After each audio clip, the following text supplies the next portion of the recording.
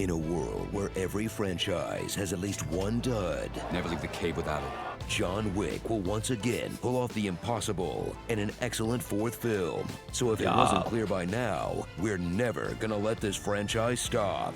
Have you given any thought to where this ends? Nope, Keanu's gonna be 80 and we'll watch him snap necks in a tactical diaper. No. John Wick, He died. Chapter 4. He died. Chapter 3 ended with I John think. growling the word, yeah. Yeah. Now, pick up exactly where he left off. Yeah. Yeah. For another wall-to-wall banger of an action film that's once again about trying to leave the assassin world because he clicked I agree without reading the terms and conditions. In a thrill ride that runs for just 2 hours and 49 minutes. Because if your Wick goes hard for a full 3 hours, you have to seek medical attention. Also, everyone's wearing a vibranium suit this time, so it takes 10 shots to drop a single goon.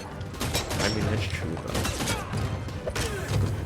John Wick is back, and with every assassin on his tail, he can travel from New York to Osaka to Berlin to Paris without incident. But once he's teleported to his next fighting game stage, ooh boy, look the f out. He's determined to let anything except his words do the talking.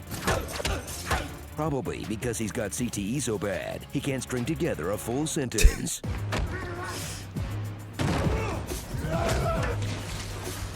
Oh my god, that burp was crazy.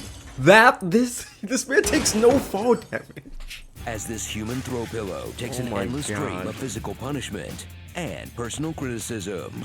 My father is dead because of you.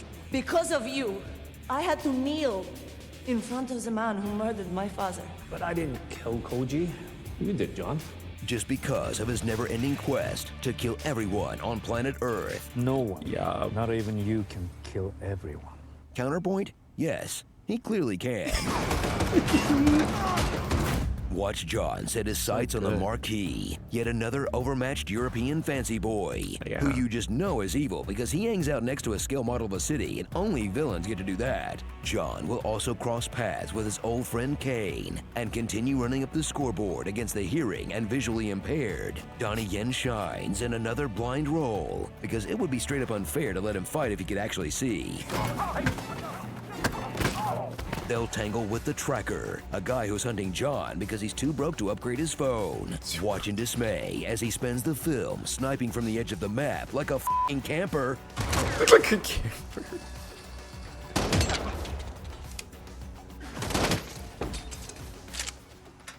Plus thrill at the return of Ian McShane's Winston, and recoil at the debut of Ian McShane's Winston's new bleached teeth. Whoa, the veneers or the tanning bed? One's gotta go.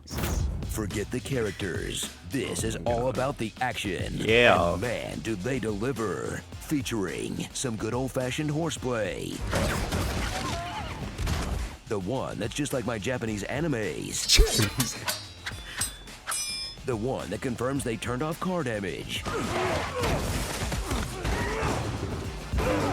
My god. It takes no, the one no where they're just playing Hotline Miami. The one where the stunt guys get to really earn their paycheck. This part was just ridiculous. And the one where they all sit down to play the assassin version of Magic the Gathering. Blades. Pistols.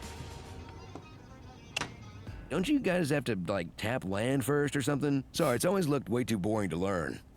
After killing roughly 10,000 goons over the last 3 films, watch John start to take his toll on the global assassin industry, forcing them to inflate the wages. The lottery just went up. Hire poorly trained, inexperienced scabs. Yeah.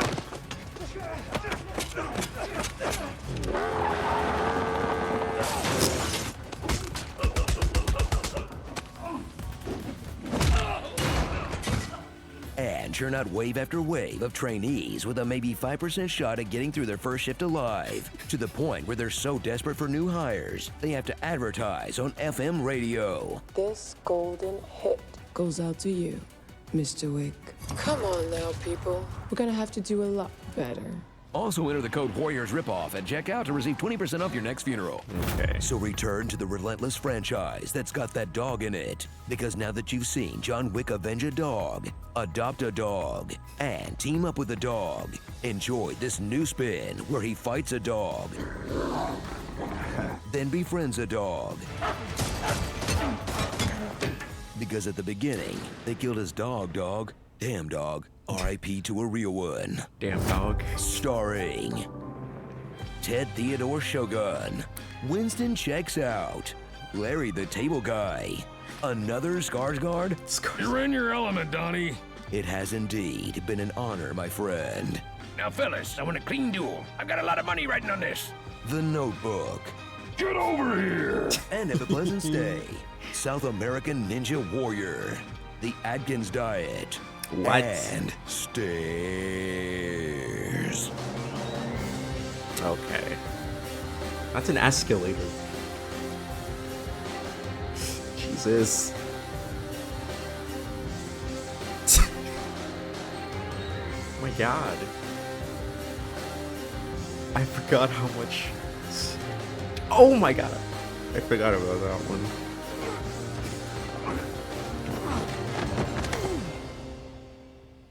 John Wick, Chapter 4, Parabellum 2. Pretty much. Parabellum 2 is accurate. You know, you may think it's weird so many people are still dancing, but this is actually the least disturbing thing that happens in a German nightclub. Hey, Screen Junkies, Interesting. we gathered experts in law. That's interesting.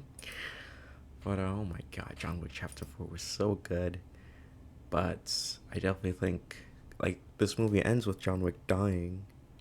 And I believe they have a couple spin-offs in the work. I think there's a spin-off about the Continental, but it's only going to be on a Peacock. And who in this day and age really, like, has a Peacock account? All these freaking streaming services, like, why out of all of them you put this John Wick spin-off on Peacock? Really makes no sense. But I don't know if they're gonna bring him back. I really doubt it. He died. But I've seen there've been Stranger Things, when they have these like multi-movie franchises bringing back a dead, like the Fast and Furious movies, like Han. Yeah, they brought him back. I forget her, Gail Gadot's character in the Fast and Furious movies. If you watch the latest one, her character came back, and it's just like, no one ever really dies in these franchises, so who knows?